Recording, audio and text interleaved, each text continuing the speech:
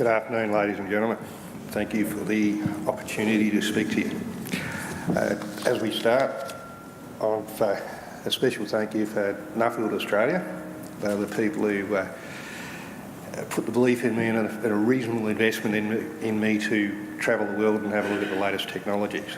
And that was co-invested with Fisheries Research and Development Corporation. Greatly thankful for that opportunity to go and have a look.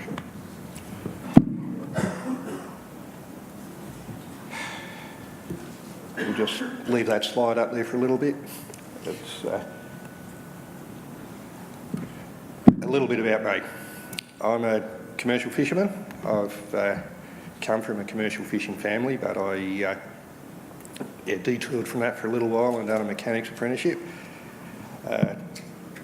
I'm married with Karen and had 3 children, so I've been married since '87. I've been involved in commercial fishing in '86. 1986 was the start of the blue crab fishery in South Australia, and that was my first boat.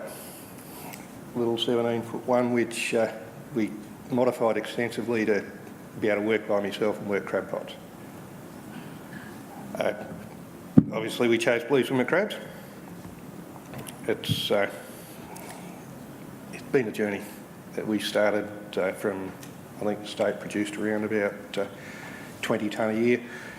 It was a bycatch out of prawn trawling and very little bycatch on marine scale fishery. We've grown from there to a 630 tonne total allowable catch on blue crabs in the 2 Gulfs. Plus there's another 50 or so tonne unquoted on the west coast of South Australia, and there's about a 300 tonne recreational take. This is where we're getting to. This is pots on the latest boat. Always been aware of the environment and getting the best out of the product and everything else, and the result is there's a pot there which actually reduced our bycatch of undersized crabs by 92% in these pots. We reduced our bycatch of incidental species by probably 98%, and increased the efficiency of the pot by well over double. That was a build we done in 2010. We built that in Adelaide, and at that particular stage in our life we considered that was the ultimate crab boat. We ended up with 4 licences on that and 245 tonne of quota.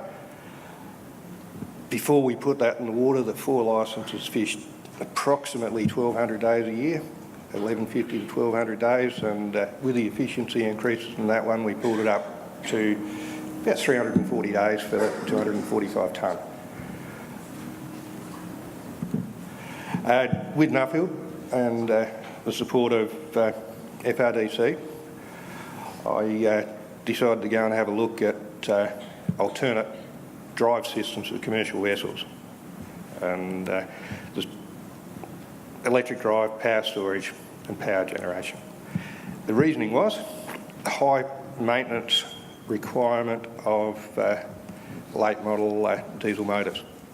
Point in case is the Silver Spectre's got, we're under Euro 5, or Euro 3 actually the diesel motor is, and their operation, it costs us about 50 cents an hour per injector, maintenance on them to keep it a clean exhaust pipe. So as you can imagine, that's we've done 24,000 hours on the boat since then, and that's a lot of money. We've actually spent more on injector repairs than what the new motors cost. Cost and availability of tradespeople impacted on that, and we're never going to be able to go back to dirty exhaust, so that's going to be a constant from here on with diesel motors.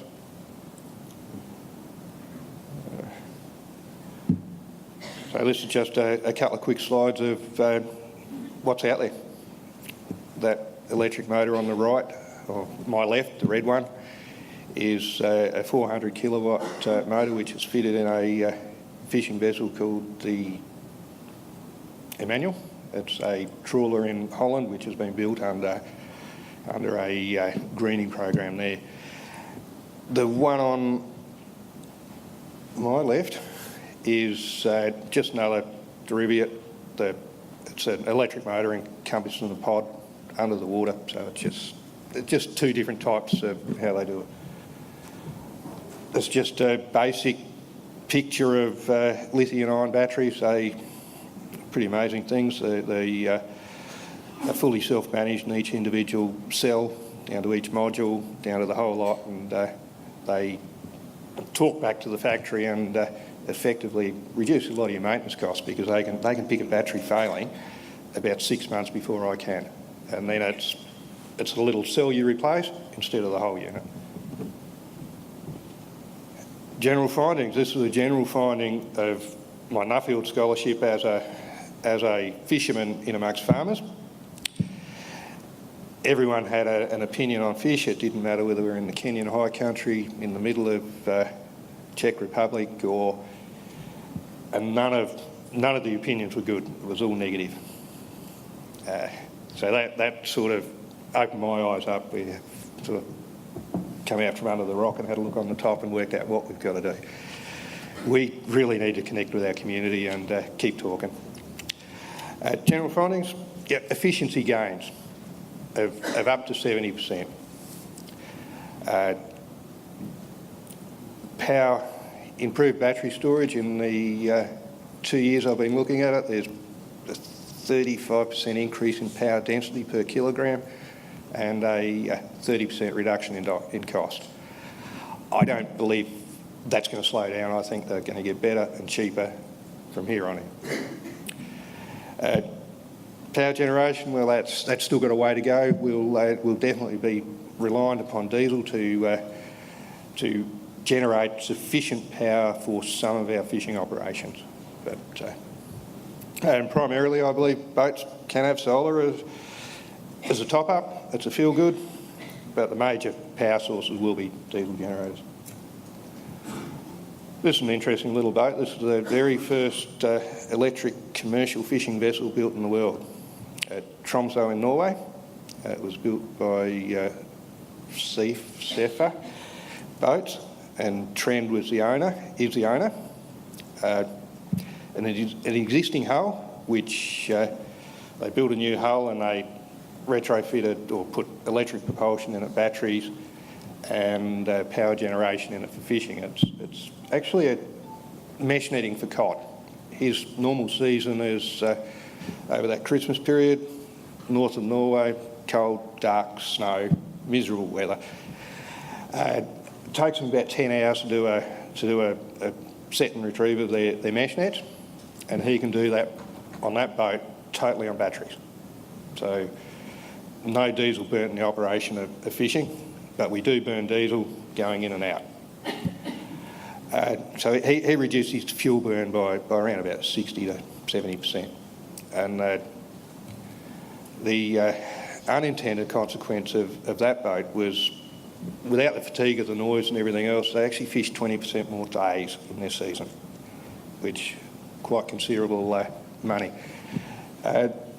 This one, the Emmanuel, she was built under European Union Greening Fund, so it was a fund, a very expensive boat, very quickly built. Unfortunately, I missed that one. We jumped around a couple of times, but I turned up and that was at sea. I come back and we just didn't get to go on it. But all the details on that one, the one she replaced was a 38-metre beam trawl boat. On his average week's fishing, he would burn between 30 and 40,000 litres of diesel, catch around his 20 to 25 tonne of fish, and they were a 6-day fisherman and unload on the 7th and go to sea on the... Under the new boat, this one, that red electric motor which was up there before was an exact replica of the one in here. So with a 400 kilowatt motor, a 34-metre boat, which was slightly smaller than the 38 metre, we changed our fishing equipment from a beam trawl to a electric trawl. The fuel burn came down to 6,000 to 7,000 litres a week. The bycatch reduction of benethos on the bottom reduced by, I think it was 94%. the quality index of the fish, without having rocks and everything else in it, doubled the quality of their fish. And yeah, consequently, we're still catching a very similar amount of fish, the 20 to 25 tonne a week. Their market price has greatly improved. And the other thing is their OH&S was, you know, I spoke to the skipper on it, and that was about 3 months after it was fishing, and he said we still have to run down the engine room rapidly every so often to make sure everything's running. We don't know the boat's going. Conclusions. From my studies, I believe we can improve our greening and credentials of a business.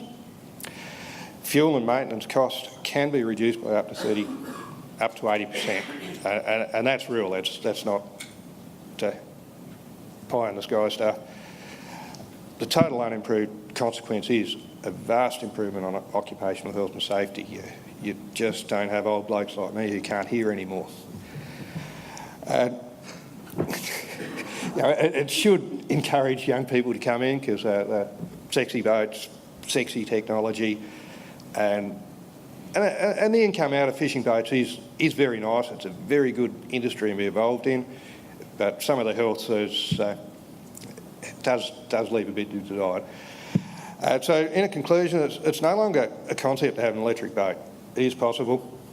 It's now cost effective and viable. This one. I run across that in the north coast of Ireland.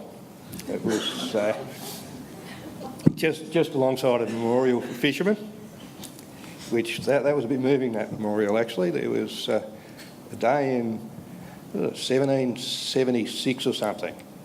They had a bad storm and it made 76 widows.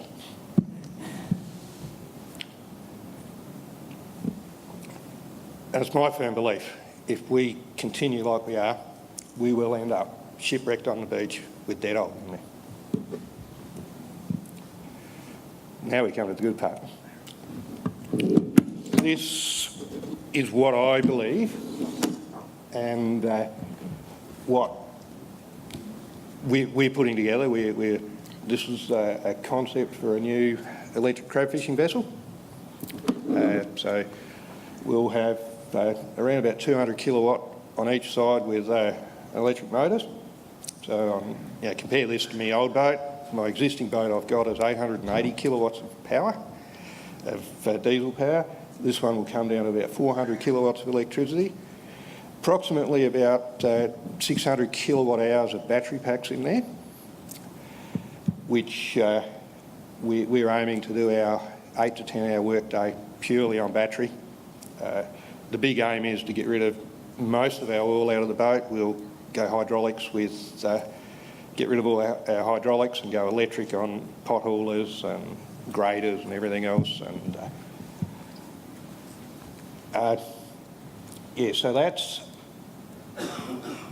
with that we sort of hope to achieve, and it's looking very well we'll achieve that. On my existing boat we're about 250,000 litres of diesel a year we burn. With this one, all guests and the best we can do, we'll be down to about 60,000 litres of diesel a year, which is quite a substantial savings.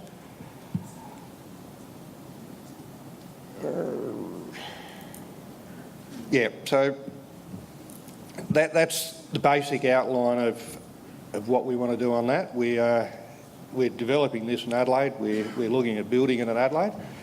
So hopefully the outcome is that we're aiming for mid-18 to start building a new electric boat, which we're aiming for 12 months build time, and we're really trying to stimulate the new boat building of the Australian fishing industry, and we have to get one out on the water and prove its concept. Thank you very much.